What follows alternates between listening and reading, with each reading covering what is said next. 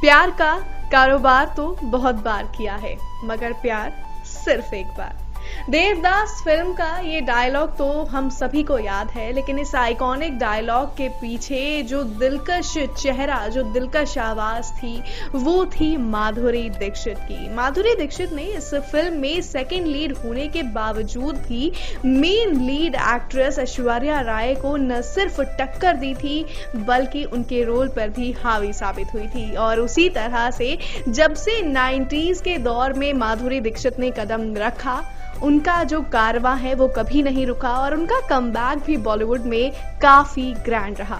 नमस्कार दोस्तों, मैं हूं आपके साथ वैशाली और आप सभी का स्वागत करती हूं इंडिया न्यूज एंटरटेनमेंट के डिजिटल प्लेटफॉर्म पर, जिसमें आज इंडिया न्यूज एंटरटेनमेंट की पूरी टीम मौजूद है।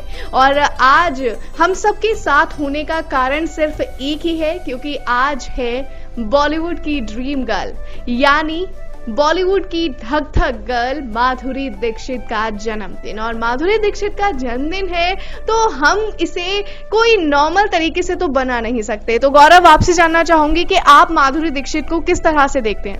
बिल्कुल वैशाली, सबसे बड़ी बात तो यह है कि ईएनटी की पूरी टीम की तरफ से बहुत बड़ा इवेंट है, क्योंकि माधुरी दीक्षित कोई सीधे कोई ऐसा नॉर्मल नाम नहीं है। बॉलीवुड की हस्तियों में उनका नाम गिना जाता है। She is an iconic personality. तो अब सबसे बड़ी बात आती है कि इतनी लंबी जर्नी माधुरी दीक्षित की, चुनिंदा एक्ट्रेस हैं जो इतनी लंबी जर्नी तक चल पाई हैं, चाहे वो ड्रीम गर्ल को कह लीजिए, आप रेखा को कह लीजिए, और उसी फहरिस्त में नाम आता है माधुरी दीक्षित का। क्योंकि एक टाइम आता है, सबका बिग टाइम होता है, 4-6 साल वो चलते हैं, 4-6 साल बाद वो पर्दे से डिसअपियर अपने आप ही हो जाते हैं। चाहे बढ़ती उम्र कह लीजिए, चाहे आप उनका इंटरेस्ट कह लीजिए कि अब वो नहीं आना चाहते कैमरा पे, लेकिन माधुरी दीक्षित जब जब कैमरा पे आती हैं वो कुछ कमाल करके जाती हैं, वो इतिहास रच के जाती हैं। मतलब कोई सोच नहीं सकता कि जब देवदास उन्होंने की थी तब वो 40s में थी, उसके बाद अब वो अपनी 50s में चल रही हैं, लेकिन आज भी देखिए वो कलंक वैज जैसी फिल्मों में आई हैं और वहां भी उन्होंने अपने आप को एक साबित किया है कि हाँ, क्योंकि जिस कैरेक्टर में वो आती हैं उस कैरेक्टर को जिंदा कर देती हैं। जब लोग विजुलाइज करते हैं तो पिक्चर में खो जाते हैं कि यस, मेरे सामने कोई एक ऐसा थिएटर नहीं है, मैं फिल्म नहीं देख रहा हूं, मैं कि रियलिटी देख रहा हूं। तो माधुरी दीक्षित में वो टैलेंट है कि वो लोगों को जुटा पाती हैं, वो अपने दम पर पिक्चरें निकाल देती हैं। आप फिल्म के स्क्रिप्ट एक तरफ रख दीजिए, आप फिल्म का डायरेक्शन एक तरफ रख दीजिए, म्यूजिक एक तरफ रख दीजिए, आप सिर्फ माधुरी पे ध्यान दीजिए। अगर आपने माधुरी की दीक्षित की फिल्मों को देखा है तो आप जानते होंगे कि माधुरी दीक्षित में कितना ज्यादा टैलेंट है एक फिल्म को लीड करने का और उसे सक्सेसफुल कराने का। एक फिल्म अगर सुपर हिट होती है तो उसके पीछे माधुरी का 70% हाथ होता है। ये मैं ब्लंटली कह रहा हूँ, ऑन कैमरा बोल रहा हूँ। जी बिल्कुल। और इसी के साथ हमारे साथ प्रियंका मौजूद है हमारी टीम की। और काफी देर से, जब से हमने इस वीडियो को रिकॉर्ड करने की बात कही थी, तभी से ये गुनगुनाए जा रही थी कि भाई माधुरी दीक्षित का आज जन्मदिन है, तो क्यों ना हम उन्हें एक म्यूजिकल ट्रिब्यूट ही दें अपनी वीडियो के जरिए। तो सबसे पहले तो आपसे चाहूंगी कि आप माधुरी का कोई एक गाना गाएं और उसके बाद अपनी बात कहें। जी बिल्कुल, उनका एक गाना जिसकी वजह से वो आज जानी जाती हैं, धक धक गर्ल। तो उनका वो गाना, धक धक करने लगा ओ मोरा जियरा डरने लगा, सैया बैया छोड़ना कच्ची कलियां तोड़ना। तो ये जो इनका गाना था, इसके बाद से ये धक धक गर्ल के नाम से जानी गई। और कहा जाता है कि माधुरी दीक्षित जी को बॉलीवुड करियर में कोई भी दिलचस्पी नहीं थी, वो एक डॉक्टर बनना चाहती थी, लेकिन 1984 में उन्होंने सबसे पहली मूवी अपनी अबोध करी, जो कि फ्लॉप गई थी, लेकिन उसके बाद उन्होंने हार नहीं मानी और आज वो पूरे बॉलीवुड में धक धक गर्ल के नाम से जानी जा रही हैं। तो बिल्कुल प्रियंका, आपने काफी अच्छे से रिसर्च किया है। 1984 में माधुरी की पहली फिल्म आई थी अबोध, और उसके अंदर जो उनकी मासूमियत थी, भले ही फिल्म पर्दे पे नहीं चली हो, लेकिन उनका जो मासूम अंदाज था वो सभी के दिलों में घर कर गया। और शायद यही वजह थी कि उन्होंने उस हार से भी हार नहीं मानी, और कोशिश करने वालों की कभी हार नहीं होती। ये बात पूरी तरह से माधुरी दीक्षित ने का साबित करके दिखाई है। इसी के साथ शिवानी भी मौजूद है हमारी टीम से। शिवानी, आप किस तरह से माधुरी को ट्रिब्यूट देना चाहेंगी? अब जैसे कि हमारी दोस्त प्रियंका ने कहा कि उन्होंने 1990s में अपना दौर शुरू करा था अबोध मूवी के साथ, जो कि फ्लॉप रही थी, लेकिन स्टिल उसके बाद उन्होंने इतना काम किया, इतना अच्छा से उन्होंने करियर स्टार्ट किया कि वो हाईएस्ट पेड एक्ट्रेस उस टाइम की रही। 1990 से लेकर 2000 तक उन्होंने हाईएस्ट पेड एक्ट्रेस रहने का खिताब जीता। उसके बाद उन्हें कई अवार्ड्स उनके नाम किए गए, चाहे उसे ब्यूटीफुल एक्ट्रेस का अवार्ड कहा जाए, चाहे कैरेक्टर, उन्होंने हर एक कैरेक्टर डिफाइन किया है हर मूवी में। अब भाई मेरे को तो उनकी फेवरेट मूवी हम आपके है कौन लगती है, जिसका आइकॉनिक स्टेप तो सबको ही पता होगा।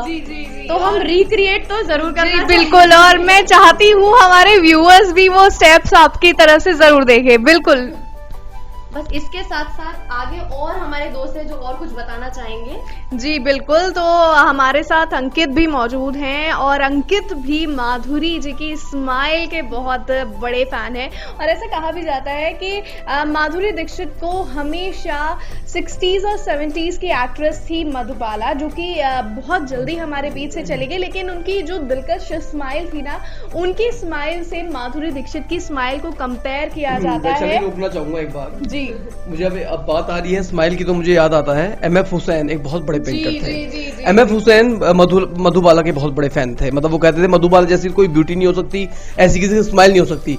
लेकिन बहुत लंबे इंतजार के बाद मधुबाला के जाने के बाद MF हुसैन बहुत निराश होने लगे थे। उन्होंने उनकी कई पेंटिंग्स बना डाली, वो ख्यालों में खोए रहते थे। लेकिन जब माधुरी को उन्होंने देखा तो कहा मधुबाला वापस आ गई। जी बिल्कुल। तो ये अपने आप में अगर MF हुसैन ये बोल रहे हैं तो इट मीन्स ये बहुत बड़ा कॉम्प्लीमेंट है। और अब बात करी हमने MF हुसैन की, तो हम कोरियोग्राफर की बात करते हैं जो पंडित बिरजू महाराज। वो इकलौती एक्ट्रेस थी 90s के दौर की जिन्हें पंडित बिरजू महाराज ने कोरियोग्राफ किया है उनके देवदास के ही एक सॉन्ग के लिए। बिल्कुल। और इसके अलावा सरोज खान तो कहती थी कि अगर मैं किसी को डांस स्टेप सिखाती हूँ तो मेरे डांस स्टेप के साथ अगर कोई जस्टिफाई करती है तो वो माधुरी है। मतलब मैं कुछ सिखाती हूँ, एक्ट्रेस जाके पर्दे पर कुछ और करती है, मुझे दुख होता है, लेकिन माधुरी में वो चीजें हैं कि जो मैं नहीं कर पाती वो माधुरी कर डालती है। तो जिस आइकॉनिक पर्सनैलिटी को इतनी बड़ी बड़ी आइकॉन्स ने इतने बड़े कॉम्प्लीमेंट्स दिए हो, वो कितनी बड़ी हस्ती है, अंदाजा लगाना मुश्किल नहीं है। जी बिल्कुल। इसी के साथ अंकित के पास बहुत सारी इन्फॉर्मेशन है। मैं चाहूंगी कि हमारे व्यूअर्स वो भी जाने कि वो माधुरी दीक्षित के बारे में क्या कहना चाहते हैं। जी, गौरव सर ज़्यादा ही फ़ैन है तो ये माइक अपने पास से छोड़ नहीं रहे। बट सबसे पहले तो माधुरी मैम को जन्मदिन की बहुत बहुत बधाई, और हम सभी उन्हीं के लिए आज यहाँ पे एकत्रित हुए हैं।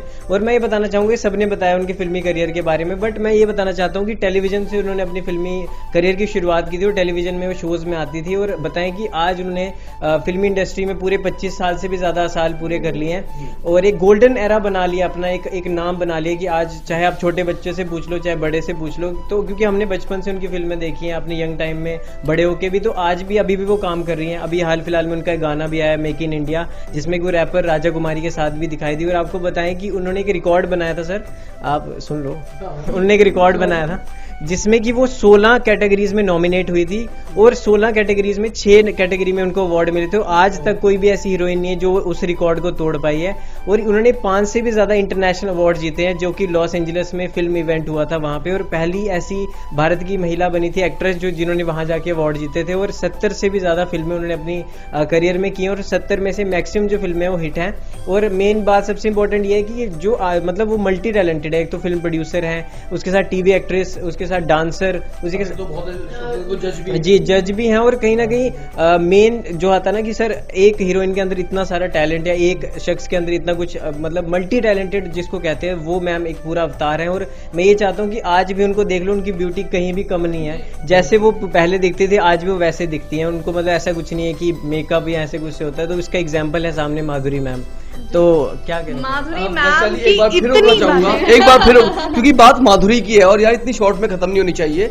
और हमारी कोशिश भी है कि हम आपको लगातार इतनी इन्फॉर्मेशन दें कि अगर आप एक वीडियो देखते हैं तो आपको मैक्सिमम मिले।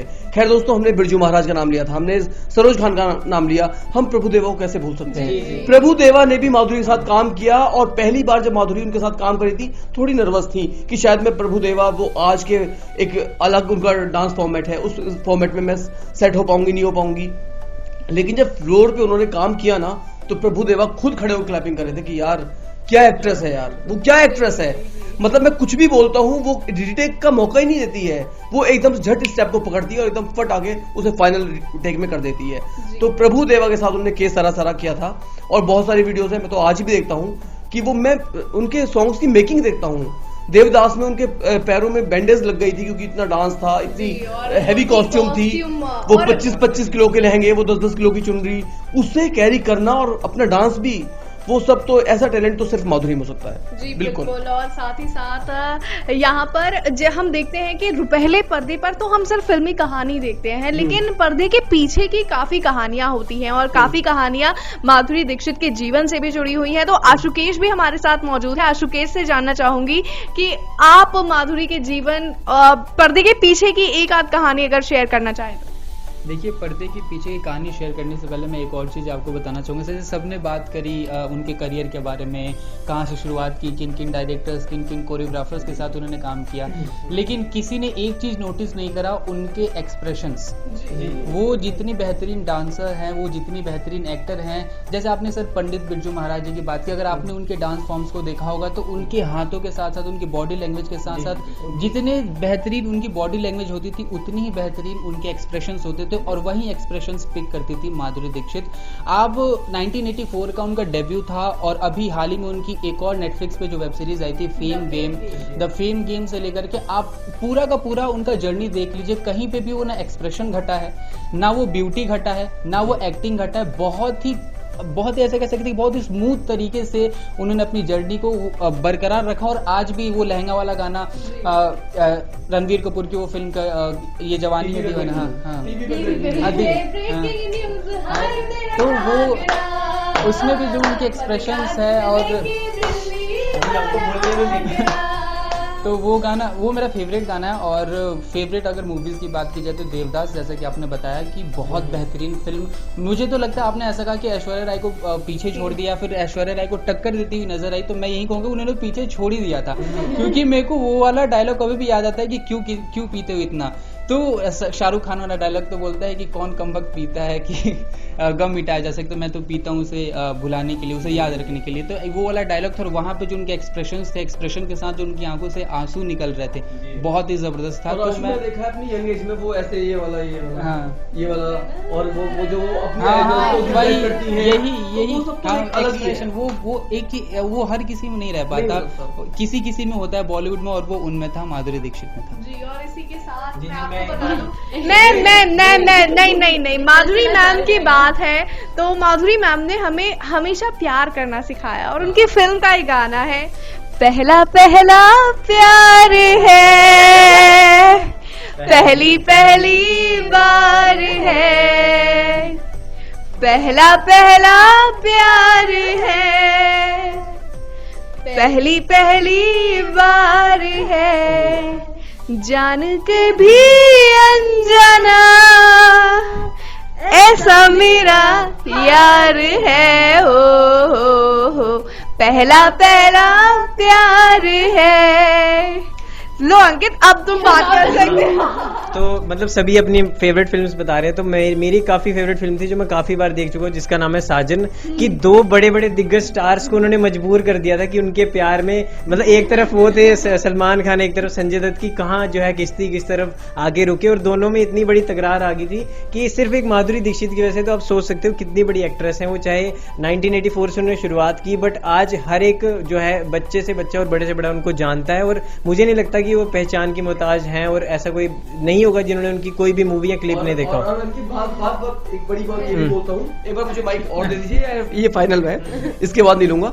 सबसे बड़ी बात, कितनी वर्सटाइल है कि वो बाप के साथ भी काम करती है, बेटे के साथ भी काम करती है। विनोद खन्ना के साथ भी काम किया, उनके बेटे के साथ भी काम किया, ऋषि कपूर के साथ काम किया, उनके बेटे के साथ काम किया। और सबसे बड़ी बात ये हो जाती है कि वो बाप के साथ जब काम करी तब भी बहुत एकदम सूट कर रही थी, और बेटे के साथ काम करी तो सूट कर रही है। मतलब एक लाइफ टाइम अचीवमेंट अगर अवार्ड हमारे इंडिया न्यूज से दिया जाए तो हम माधुरी दीक्षित को देना चाहेंगे जी। और Seriously. इसी के साथ अब जो माधुरी दीक्षित ने हमें इंडस्ट्री को इतना योगदान उन्होंने दिया है, उनकी हम जितनी बातें करें उतनी कम है, और हमारी ये वीडियो और उनके जो काम है वो बिल्कुल कहीं मैच ही नहीं करते, और हम उनके कामों को गिन भी नहीं सकते, इतनी काउंटलेस योगदान है उनका इंडस्ट्री को, इस दुनिया को। इसीलिए दुनिया भर में माधुरी दीक्षित का नाम चलता है, उनका सिक्का चलता है। इसी के साथ एक बार फिर से हमारी इंडिया न्यूज एंटरटेनमेंट की पूरी टीम की तरफ से माधुरी मैम को हैप्पी बर्थडे माधुरी। अगर आपको हमारा ये वीडियो पसंद आया हो तो वीडियो को लाइक करें और चैनल को सब्सक्राइब करें, और हाँ, बेल आइकन को दबाना ना भूलें ताकि आप तक वीडियो का नोटिफिकेशन पहुंचता रहे। देखते रहिए इंडिया न्यूज एंटरटेनमेंट।